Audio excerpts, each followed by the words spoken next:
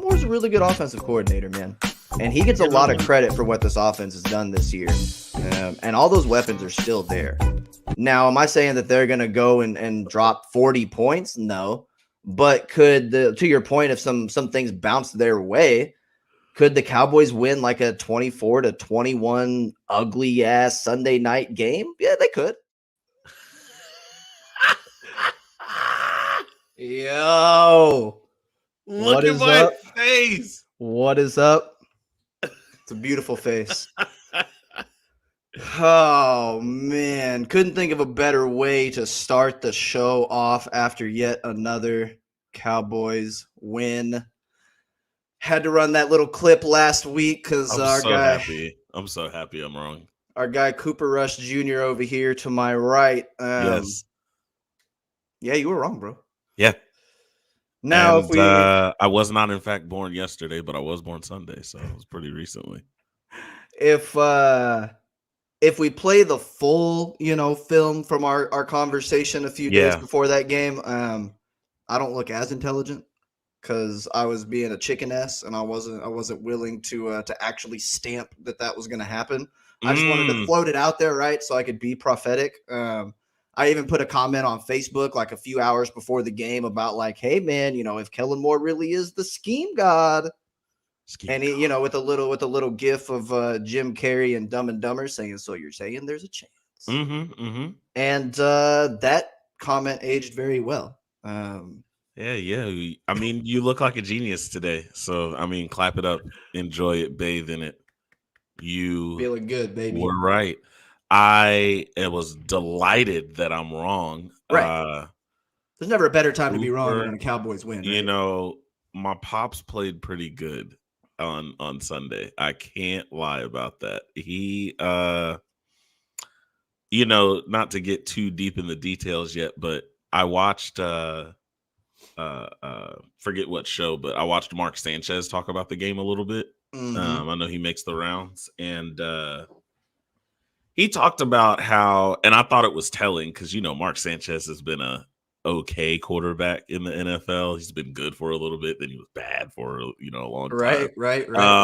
He talked about how when Cooper Rush threw a pick that they were playing quarters coverage, and then when he comes back, he was like, a lot of times what will happen is because you're already on pins and needles, that if you get that wrong, then you don't pull the trigger the whole rest of the game. You're checking down, you're, kill, let's run it, literally anything to keep you from throwing the ball again.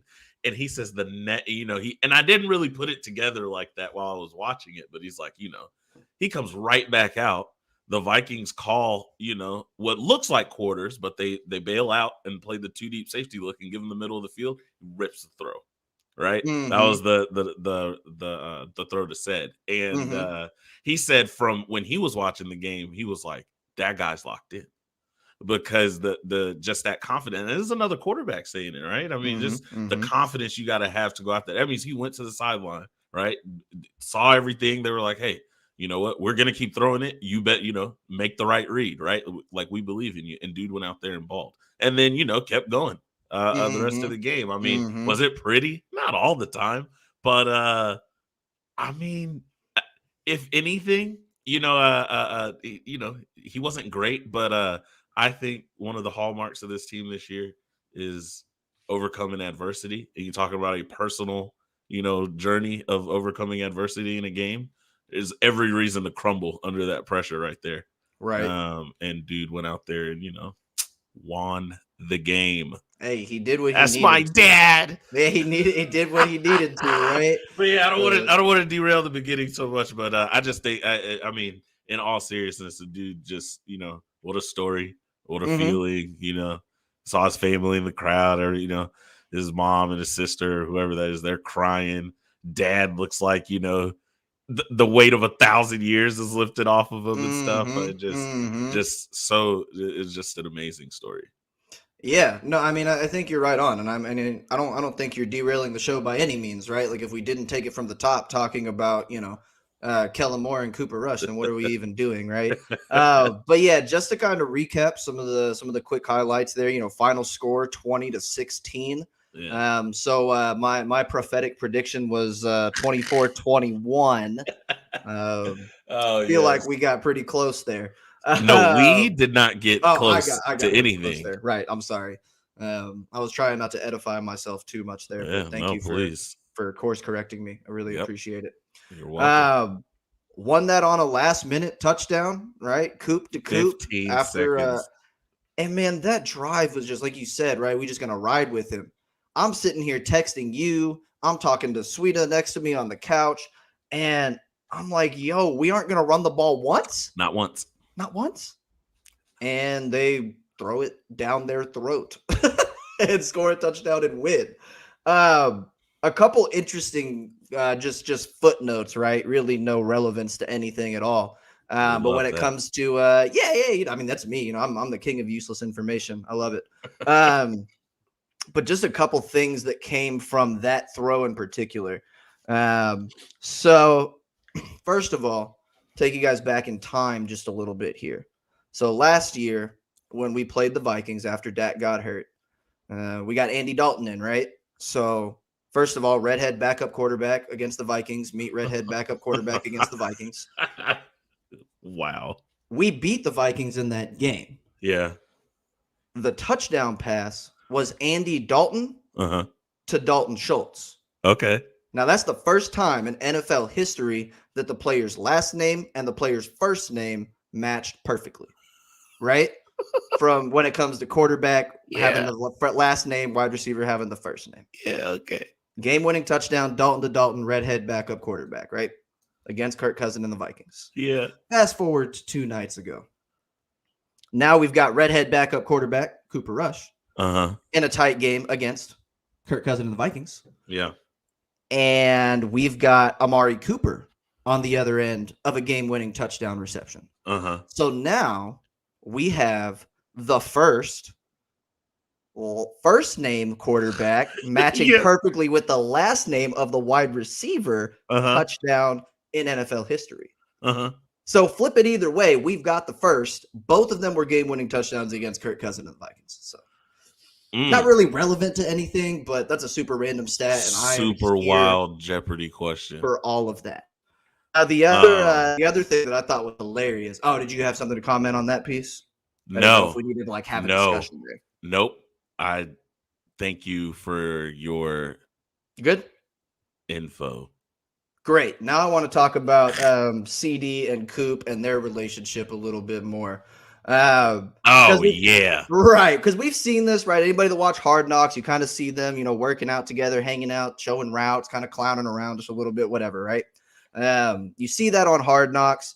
You hear about, it's a competitive room, but everybody loves everybody, right? One of the most selfless wide receiver rooms in the game, blah, blah, blah. Right. So we get down to the goal line. We got one play to go and score here.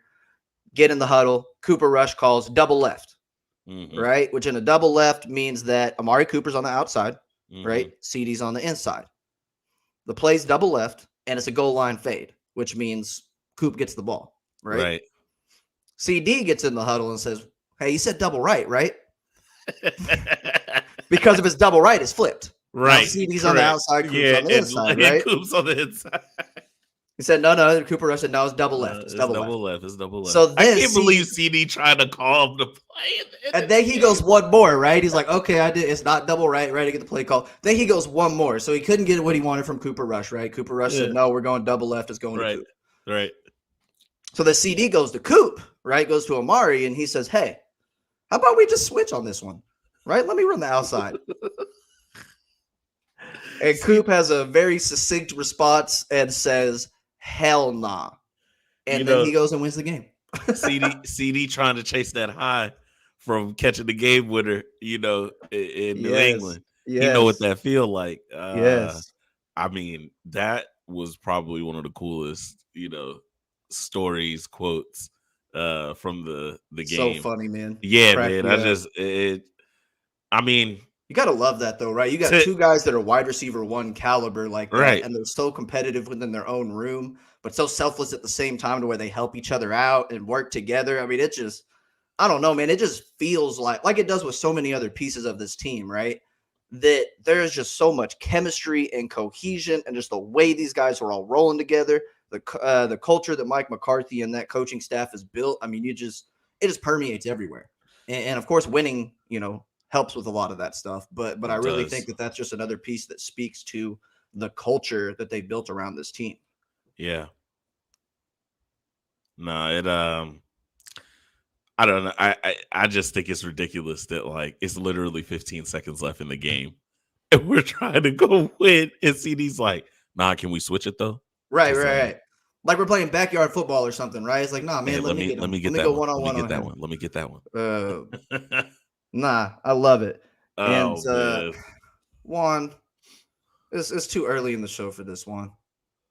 Dak I shouldn't even show it. Do you just pick a random number, Juan, and put Dak's name really next to it? He just picks a number that's less than or higher than 3 because he knows it'll piss me off. Top 7.4. Yeah, right. Like okay. I don't even. Juan doesn't have opinions. He just trolls. I mean, but we appreciate it either way. And it kind of goes into my point that I was about to make. A lot of the chatter was like, dude, Dak's gone. That's the MVP. It's going to be a problem. They even had it at the beginning of right? Right. At the beginning of Sunday Night Football, they showed over the last 2 years, right? Dak as the start. I mean, I don't know what else, what other stat you need. Dak is running the top offense when he's the starting quarterback. He's for like the last 2 seasons. He's better. The only time they've been not ranked there is when he was Shout out to my Elsa glass today, by the way. Usually it's like Star Wars or something.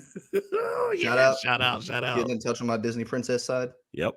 But they were the last, like they are the worst offense in football without Dak. Right. Yeah. So 2 things. 1, Dak really is still the MVP, but 2, how much better have the Cowboys built the team to be able to absorb, the loss of somebody like that? And they're still the number 1 offense in the league after Cooper Rush's performance. Okay.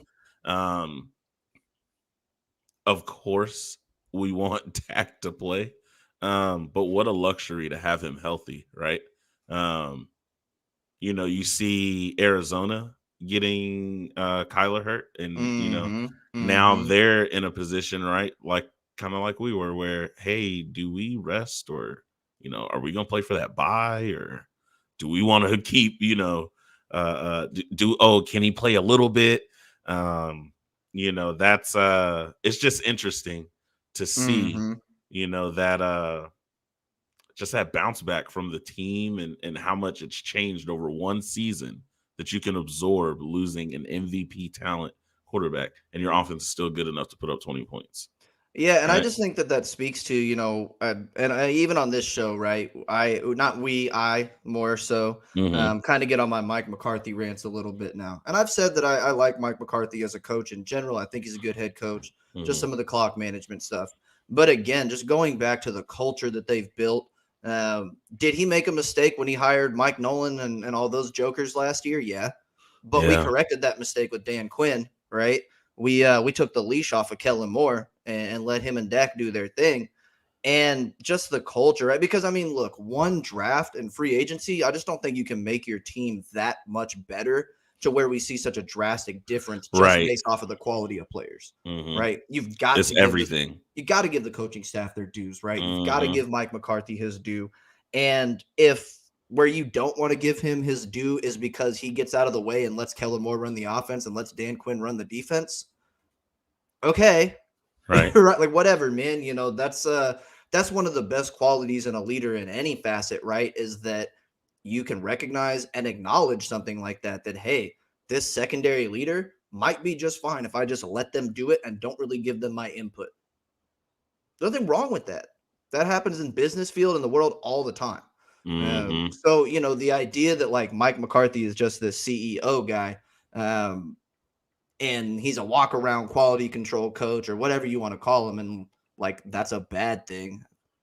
Okay. I don't know what all football games, right? Yeah.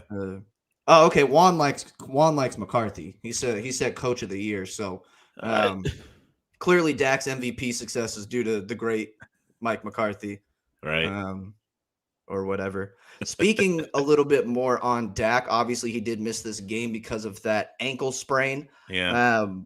It sounds like he's going to be okay this week.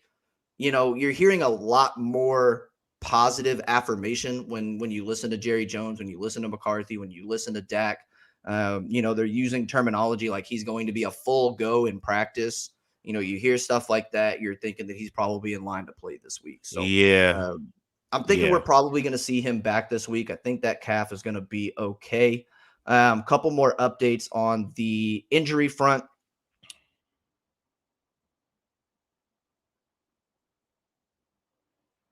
Maybe. I don't know. It looks like Eli's frozen, so I'm gonna work until he comes back. We did lose. He bumped, kind of random. Can you hear me? I can hear you now. I think my power flickered off for a second and it came right back on, so I don't really know. My bad. My it says so. The last thing that you got out was just a few more updates. Sounds like you were about to talk about Diggs and Tyron. Yep. I started to go into it, but I mean, go ahead. You're right there. Yeah. So Diggs, he did come out of that with that ankle sprain there. Doesn't look like that's going to be anything major. Really just kind of looked almost more like he just bumped into another. One he got kicked at full speed. Right. It was KJ Osborne, I think, is what happened. Kind of came flying into his leg there. Yeah. So it sounds like he's going to be okay. Bruised up, but he'll be all right. One small note on that front is that we did get to see some Kelvin Joseph action, as he was the one that came in and filled in, for those couple plays that Diggs was out. Nothing really on top of that to call out. I don't think he's taking Anthony Brown's job anytime soon, but he got on the field. So, we'll see how that progresses as he, continues to get healthier. Right. Right. Tyron, I think, is the one that we're going to be a little bit more concerned about. Tyron just seems like banged. It's a little bit of everything. He's a banged up guy, right? He's had a back. Usually he plays through it, but he's having to come out the games. Yep. He's missing this, missing that. I don't know. And there's not enough rest. Like there's no rest left. Right. They just rested. So yeah, he comes out of the game with an ankle sprain. Then this morning on 105.3 on the radio, Jerry's talking about bone spurs with him.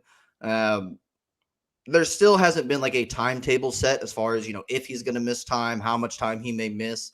If I was betting on it, just kind of what we're hearing in the first couple of days after the game, I would bank that we're probably not going to see Tyron Smith for at least this week. And, we'll see how it looks after that. Which kind of begs the question what we're going to do there. Ty Nsekhe came in when he got hurt. Poor La'el Collins can't get in at all. He can't. I just, and maybe, during the game, I didn't make, such a big deal in my head about it, but Tyron couldn't even get on the field when La'el couldn't even get on the field when Tyron got hurt. It's yeah, right. He got on the field for the inverted wishbone. That's it. Come on, we have a package for you out there. We have a package for you. I gotta believe that will not be the case moving forward. And Brevin asking the question that we're all asking right now, I think, is Collins going to swap over to left tackle? That's kind of even if it was just a game. Right. That's kind of where my head is leaning right now. If I kind of had to make a guess on what they're going to do with him, you probably keep Terrence Steele over at right tackle. Yeah. And you move him to left tackle, get him some work in there. He played left tackle when he was at LSU, so he's not unfamiliar to the position. Right. So I would think that, man, I hope to God we don't have to see Ty Nsekhe for, a full game or multiple games, because he did not look good against Everson Griffin. No, I looked a little better in the second half, but that first half was really bad. And he had 7 hurries and 1 sack, and it was bad. There's and maybe there's a element. I know the pros are supposed to stay ready. Maybe there's an element of oh crap, I'm in here. But I mean, it did not look like that does not look sustainable. I don't want that. Yeah, I don't no want thanks. Ty and Seki at all. No. Yeah. So let's talk some winners and losers. And just for continuity's purpose, since we're already on the topic of Lyle Collins, we're going to start with the offensive loser and flip the script on it today. So Lyle is our offensive loser from the game. Basically for all the reasons that we just talked about. You know, he gets in on a couple plays on that little inverted wishbone, which was a cool formation. Yeah. I've been playing with Excel too much. You know, I work with kids, so I'm talking about formulas and functions. Yeah, good job. The wishbone is a cool formation, but, you know, that's really the only place that he gets in. Tyron goes out. He still can't get on the field. And, you know, talking about, you know, where he could be, I don't think you move Terrence Steele for a couple of reasons, right? You don't move him to like left tackle because he's your quote unquote swing tackle and Lyle's your starting right tackle. The Cowboys are a big fan of continuity within their offensive line, you know, keeping that cohesion, how they're playing. I think, you know, from all reports, Zach Martin, you know, and Terrence Steele work well together, you know, from the ability of Martin being able to kind of help him out. And ultimately, man, you know, as much as I hate to eat crow because I hate admitting that I'm wrong, Steele's been better and better as we've gone on, you know, and just for example, you look at his game last week, he's got a clean sheet. Wow. Clean sheet. So no sacks, no hurries, no pressures. Terrence Steele played a good game on Sunday night. So he's playing well. And he's been there for 6 games now. You're on a 6-game win streak with him at the right tackle. Yeah, like I think if Lyle gets in, you're going to put him at the left tackle. Exactly. No, and I hope that's what they do. I really do. Yeah. It would be so weird to see Ty and Seki. You know, if you want to make the claim of continuity and, you know, Terrence Steele and we're 6-0 with him and, you know, look at what he's doing here, and here. Great. Don't sell me that stuff with Ty and Seki. Don't sell me that with Seki. He is not someone that I want to see on Sunday night. And I know we said this about Terrence Steele. I don't think that lightning is going to strike twice for this offensive line. Nah. On the winner side, again, we already talked about this guy a little bit, but That's my dad. Cooper Rush. That's my dad. And I mean, look, like you said at the top, it wasn't like a great, you know, fantastic performance. He was low on a lot of throws. He was behind on some of them. You know, he air mailed a few. Like he wasn't crisp. He didn't look like Dak out there, right? Oh, yeah. Which right. I mean, we know that, right? Where's the standard for excellence there? Yeah. But he still ends up, you know, 325 yards on the game, 2 touchdowns and a pick. Which, for the record, just a little bit more, you know, behind the scenes here, being prophetic. I did send a text message to Tyler about 6 hours before the game that he was going to go, what I say, like 264, 2 touchdowns. And yeah. So about 50 yards off and nailed the touchdown interception ratio. But Coop, you know, look, he's just with a 92 rating. He's got to be the winner, right? He has to be because he's the guy that had to make all those throws. And if you look at the end of that game, yeah, did Coop make a ridiculous catch? Yes. Did Zeke? I mean, it should have been a pick. Right. Did Zeke have an absurd run after catch on that 3rd down to put us in position for that touchdown? Yeah, he did. They still went out there and said, hey, there's 4 minutes left in the game. Cooper Rush, it's on you. Right. And we won the game. Yeah. Right. So he's got to be the winner. You know, we had good performances from Coop, from CD, but, you know, Rush ultimately, I mean, that's the quarterback, man. You got to give that one to him. His first NFL start, and he comes out with a win. Yeah, I could have seen it being Kellen Moore. The only thing I felt like was getting away from Cooper Rush is we were not picking up the protection correctly. We weren't identifying it correctly. Yeah, there were a couple missed blocks. Tony Pollard got my man's blown up one time on that fumble. That was kind of tough. And you know, I think Brevin, our guy that was just in the chat, actually called that out in one of my group chats because he's in one of our fantasy leagues, and he was like, "Man, what happened? Pollard got him killed." Yeah, and I mean, you know, you got to protect better. And I think that you know, whether it was just the offense getting on the same page or you know, just calling some different formations to make sure that the protection was there. There was a noticeable, I don't know, it just after the, I don't know, early second quarter-ish, when it's still like it's like 10-3. It's like 10-3, something like that. What? Let me look back at this box score here. This is live it's broadcasting 7-0. of us looking things up. Super 6-6. stuff. Yeah, it's like, that's right. It's 13-6. And you're like, man, the Cowboys could do this. Like, they could do this. Like and it felt like the offense was firing just enough to win the game then, right? Because I felt like if we got behind, or the receivers started cooking, or Dalvin Cook is going for 7-8 yards a carry, it just never got going. But yeah, I definitely, talking about Dalvin Cook not getting going, and that offense struggling, the defense, man. I mean, what a performance. All we've been hearing, right? And I know you want to get in on this. All we've been hearing is that, they're all right, but if they don't get that turnover, y'all can't win. Your defense is okay, but Mike Parsons kind of average. You put him in space, and he's not that good of a linebacker. Let me tell you something about Micah in space on Sunday night. And if you can't tell, this is our defensive winner of the evening. Right. 10 solo tackles, 4 tackles for loss. First of all, he's the first rookie to ever do that. Ever in a game. 10 solo tackles, 4 tackles for loss. Man, I heard this stat too that's like, I think it's Pro Football Focus has tackles, but then they have stops too, where like if you tackle the offense and it puts them at a disadvantaged position. He had 8 stops on those tackles. So like every play he made was impactful, basically. Yeah, his average depth of tackle was like 1.8 yards or something like that. Like ridiculous. He's making tackles 1 or 2 yards into the scrimmage. But if you want to take it even further, right? So that's just tackle surface basis.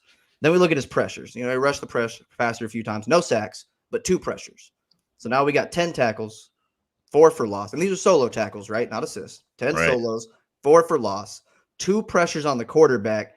And if you really want to see what Micah Parsons can do in space, here's a stat. Micah Parsons was targeted 9 times on Sunday night. He gave up 15 yards. That's ridiculous. 15 yards on 9 targets. So, beginning of the season, right here, I'm the guy saying, I don't know if the dude can play in space. I don't know if he can cover. We'll see what it looks like. That's what Minnesota thought. Sideline athlete. They target him 9 times and he gives up 15 yards. So yeah, Micah crushed it. Guy that didn't crush it so much. And this is actually really unfortunate, right? Because before I watched some of the All-22 film from the defensive game, Trayvon Diggs was actually going to be our defensive loser for the game because he didn't have his best game. And I was kind of fishing for a loser because the defense played really well. Right. Leighton Vander Esch. My notes, you can read them, literally says, "Where are you at, fam? Where are you, bro?" This dude he is like shuffle stepping into blocks at this point. Yeah. He doesn't hit the hole. He's slow on the read. Man, like there's so many plays that I'm watching where like I'm watching Micah blow up a play. I'm watching Randy blow up a play. I'm watching Justin Hamilton, who had a really good game on the interior of that line on Sunday, blow up a play. And Leighton's just kind of, I don't know what he's doing, bro. Like I don't know. Unless they were saying, "Hey guys, we have to spy Kirk Cousins today." I don't know what he was doing. Yeah, that's probably it. I don't think we were doing that. I mean, at one point, he's literally, so you got 2 linebackers on the field, right? And it's Micah and Leighton. You got Leighton on the left side of the defense, Micah on the right side. Ball gets snapped, goes out to the running back on the flat on the left side of the defense, right? So right side of the offense. So this is Leighton's side of the field. You see Leighton and Micah both kind of chop, read the play, see the play, and Micah Parsons reads it and starts moving so much faster that he literally like shoves Leighton Vander Esch out of the way and goes and makes the tackle. Like he swims by LVE and goes and makes the tackle. That's embarrassing. You're a professional NFL linebacker. Get to your spot, please. Don't make the dude that's got to cover 7 more yards. Yeah, come over. I just don't have a lot of like good things to say about what he's doing. Right. Like he just and I'm not even trying to like beat him up. He's just not good at the right spot. More important than anything, he is not in the right spots. And like I can't like I won't say most of defense, but a good part of playing defense is getting into the position to make a play, right? Sometimes you get beat, sometimes the plays busted, whatever. But like you have to get there. The other 10 dudes are depending on you, right? To be in your spot. You can't play linebacker like that. I don't know. I guess you can if Micah Parsons is next to you because he'll just go make the play anyway. Sure. I mean, but like I'd just rather maybe like J-Ron Curse or Keanu Neal take those reps at this point. I don't know what's happening. I don't know if he's just it just doesn't look like something is fixable. Like he just isn't as fast as the other guys we have on the field, and we haven't been able to see that in the past because Jalen was the other guy on the field. Now that you see it and it's such a wide disparity, I mean, you just it sticks out on film. It does. Like you want him off that field. I don't know. Yeah, that's why I say like I don't know if it's anything like I'm like, oh well, if we and if you and if nah. I mean, he's just not. Okay. Yeah, he's just not. Speaking about the rest of the defense, though, and I got a question for you here, but I'm gonna set it up with some quick fire statistics. Wow, about the defense. So kind of talked about Diggs, not his best day. According to Pro Football Focus, he gives up 4 catches, 62 yards, and then the 1 touchdown to Adam Thielen. And he had 2 penalties. Bad DPI and then an illegal contact as well. Yeah. So not his best day at the office, but I mean, if 462 is his, not best day at the office, I think we're okay. Sure. Yeah. On the bright side, Randy Gregory, who, if Micah didn't have such a freakish day, probably would have been the player, the winner on defense. 7 total pressures, 1 strip sack. I was reading Pro Football Focus review earlier. I think he said like maybe his 3rd or 4th consecutive 90-plus grade for them as a pass rusher, which is an elite pass rusher grade. So, I mean, this dude is doing it literally every game at this point. The run defense, just bottling up Dalvin Cook in general, 78 yards on the ground, no catches for only the 2nd time in his career. And the 1st time in his career was on an early exit due to injury. So he actually played a full game and had no catches out of the backfield. One of the reasons of that was because Micah Parsons absolutely smacked him on a play coming out of the flat. As far as the pass game in general, we held Kirk Cousins under 200 yards, 180, 175, something like that. Thielen had a decent game, kind of did what he does, 6 for 78 and a touchdown. But basically all of that came on that first quarter drive where they scored that touchdown. Yeah. And then Justin Jefferson had, what most people are looking at as his worst game as a pro with 2 catches for 21 yards. Mm-hmm. So I say all of that to ask you this. And with the understanding that we didn't have any turnovers in this game for the first time all year. Mm-hmm. Was this the Cowboys' most complete defensive performance of the season? It's definitely, I won't say most complete because I think you want that turnover. But what game do you put above them? Most complete to date. I don't. Yeah. Now, in comparison, though. Yeah, to date, right? Based off their other games. Yeah. This, as far as like both the run and pass defense being good enough to beat anyone, right? Not just your opponent, right? Good enough to beat anyone. Absolutely. Look, man, the whole thing coming into this week is like, I even said it myself, hey, this isn't a bad team we're playing, right? This is a good offense. They're above average receivers, maybe even the best receivers we've played since the opening of the season. We felt like, there was one of the better running backs. Kirk Cousins has been playing definitely top 10 QB football this year. Having a really good year. It was worrisome that they'd be able to run and throw the ball quickly. not letting the pressure get there, not allowing us to disrupt the quarterback. I mean, first of all, the Vikings didn't move the ball. Well, not only were we wrong, right? And I mean, that's fine, Way right? wrong. I'm glad to be wrong in this situation, or I was wrong. Sure. But no, I was too. Like I said, I was too chicken to actually say it. I think a lot of people were wrong about the Vikings. We thought they were legitimate opponents. And I sent you a screenshot of our opponents for the year. I mean, that might be the second worst opponent we played. Yeah, second or third worst opponent. Not super great. And the defense, as far as like complete game, yeah, what you want, which we saw in the Giants game, right? Which is kind of what I put them on the level of. We're gonna make sure that you score about 20 points. I'm gonna keep you 20 points or below.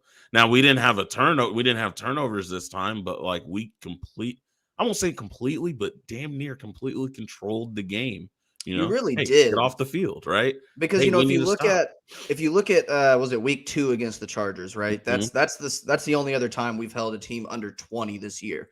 So they scored 17 in that game, 16 with the Vikings. But even in that one, man, I mean, it was turnovers, right? Herbert threw an interception in the end zone, had another costly pick. But it seemed like they were converting on every third down, right? Then they got some penalties that pulled them back. So I think in that game, yeah, you only gave up 17 points, but when you really look at the box score, I mean, you did get quite a bit of help. It felt like the Chargers should have had a little more on the board. Right. Play that, in this game, the Dallas Cowboys defense held the Vikings offense to 1 of 13 on third downs. They got off the field. They converted one third down. And if I remember, that was on the first series when they scored that touchdown. And they converted 1 fourth down. Right. So I think they were 2 of 15 total on third and fourth down. I mean, that says the whole story right there. Right. Because in every other game that we've watched, we've talked about this third down. Can we get them off the field? Right. And we get an interception to get us off the field, or a fumble. Right. Or we get some of those stops. Some pressure or something. But not consistently. Right. In this game, it was literally every single time the Vikings took the ball. If we got them to a third down, we were getting the ball back. Yeah. They got the one conversion, and then they got the one where we stopped them on third down, and then Bradley and I was offsides on the punt, and they got a first down off that. Okay, yeah. But they did not convert a first down, on that third or that fourth down play there. So overall, I mean, I think for my money, I would say that's the most complete performance, even without the turnovers, because they just played the whole game, and they stopped everything the Vikings were trying to do. I kind of felt like Mike Zimmer might have taken the Jason Garrett approach and just tried to not lose that game. That's the only and that's the only thing I feel like. But that's not on you. You play who you're up against, right? You just got to play in front of exactly right. You just got to play what the opponent's calling. They did their job. I do. I would like to see a quality offensive opponent held, sub 20, points. That would really, get it going. But I think, to your point, Mike Zimmer's probably like, we're not going to turn the ball over against the Cowboys, right? So, I mean, yeah, you're right. You didn't turn it over in the sense that you gave it away, but I mean, you punted it away, just played to not lose, right? Yeah, man. I said that about Garrett all the time. You just played to not lose. I just don't, yes, it was a great defensive performance, but also with the caveat that the Vikings are considerably worse than I was giving them credit for. You know who doesn't coach scared? Mike McCarthy and Kellen Moore, the scheme god. Scheme god. God. But before I tell you why Kellen Moore is the scheme god, oh my god, just some quick stats to throw out for the rest of the offense, right? We talked a little bit about Cooper Rush there, but when you look at his weapons, man, they really pulled through. The big two with Coop and CD, and not surprising to see that they really got the bulk of the volume. I think that's a young quarterback that doesn't read his progressions the way that Dak does. So we didn't see as much to, the tight ends with Schultz and Jarwin. It was a lot of those quick read, stick and throw it type plays there. What do we got? Oh, wow. Yeah, Sweeta is very much so Pew, enjoying pew, pew. Tyler's pew pew animations over He said here. quick fire. I'm just trying, Yep. it's low production budget, baby. Appreciate you tuning in, baby. Comment again next time. Completely derailed my thought process. I just saw you laughing over there. But I think that, that is probably what you kind of expected to see, right? Was that he was going to lean on those dynamic weapons, because a guy like Cooper Rush has got to throw to a lot of space. He's not making those tight window throws to Schultz and Jarwin, on the inside. So you let your outside receivers do their thing. You saw CD on the outside a lot more than you normally do. I think that worked well for them. You got CD that went 6 for 112 in the game, didn't get himself a score because Coop wouldn't let him.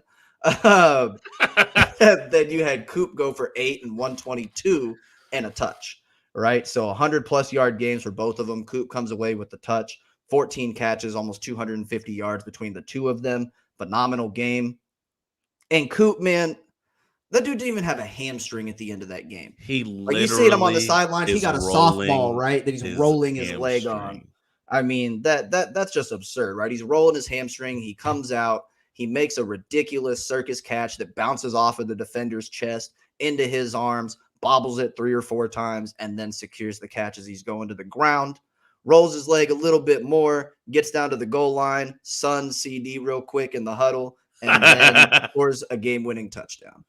Because he's wide receiver 1, bro. I think that what a lot of that looked like when you look at how the offense has been to what it was, is that Dak is just spreading the ball to whoever's the most open, right? So sometimes CD going to get 4 catches for 50 yards, and we want to pretend like he sucks now. Right. Sometimes CD going to get, 4 catches for 40 yards, and he sucks now. Yeah. Or, Dak's really good and can throw it to anybody. What Cooper Rush did was said, I got 2 wide receiver 1s. And that's what we saw on Sunday night. Look, I am not trying to take nothing away from the Cowboys, but the Vikings gave them like 10 yards of space. 10 yards multiple times. Are you trying to say that the Cowboys didn't win this game? The Vikings lost it?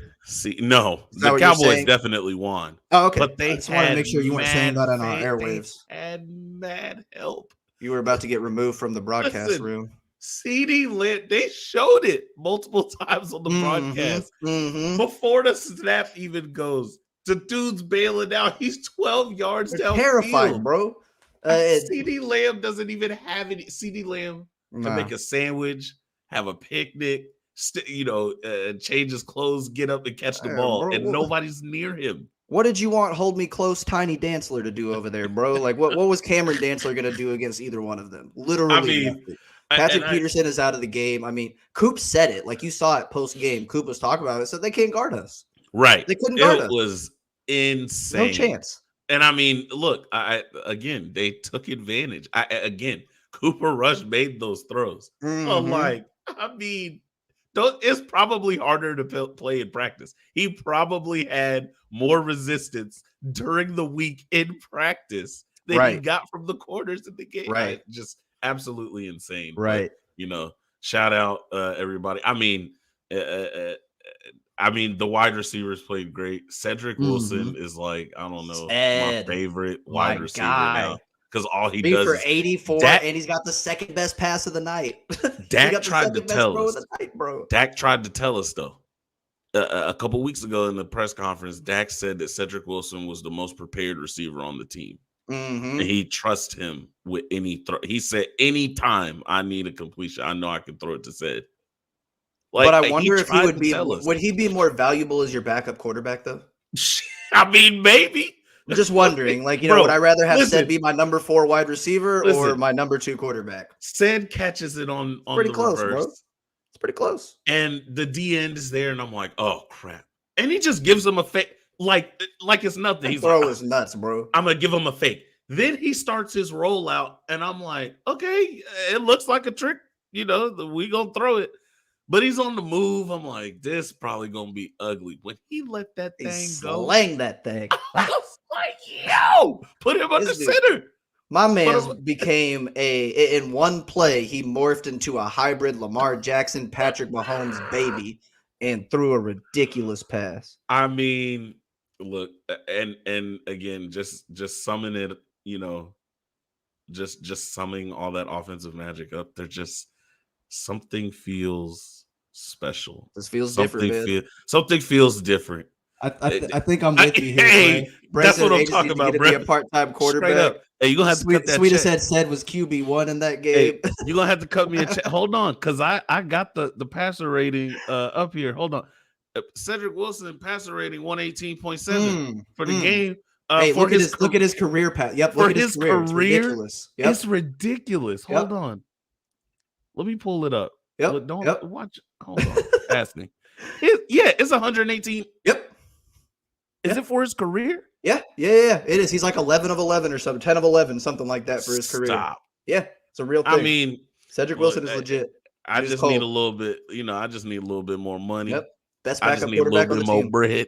Yep. But yeah, just something feels different, man. Every time there's an opportunity for someone to step up, for someone to make a play, for something to happen where you have to overcome the adversity, not only are they doing it, they kind of doing it with style, bro. Like it's something feel different.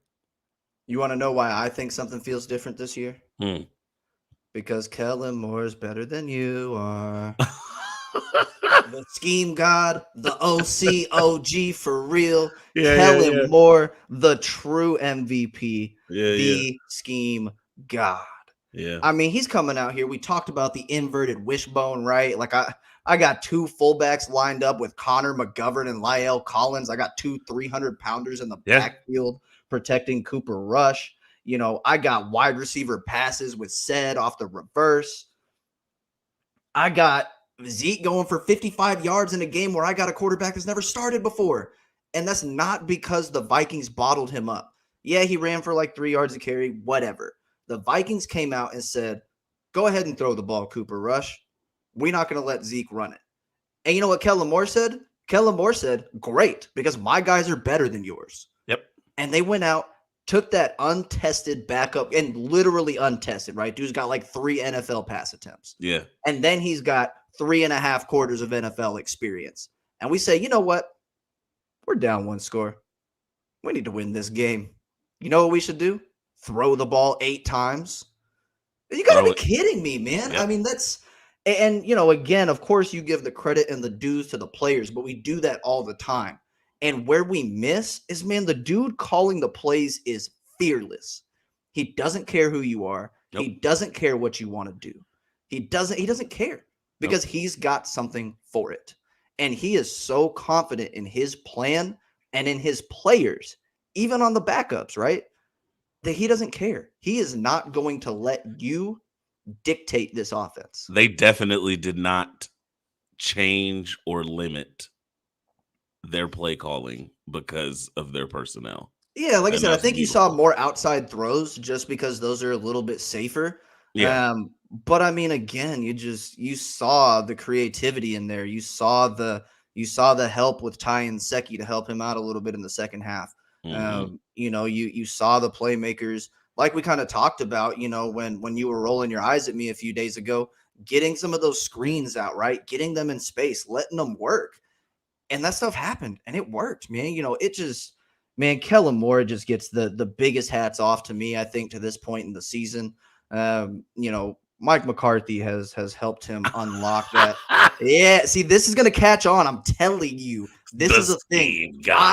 For anybody here, I coined this term. I did not hear this on the radio. I did not read it on Twitter. Kellen Moore is the scheme god, and I have the copyright on that. It's mine. Thank you, Ebony, for supporting the scheme god comment. There you go. I think that's it for me, man. I think I'm good. I just wanted to get my quick bit in about the scheme god. And I think I'm okay. This was a good win, a big win, and I'm happy we got it. I feel good. I'm delightfully wrong.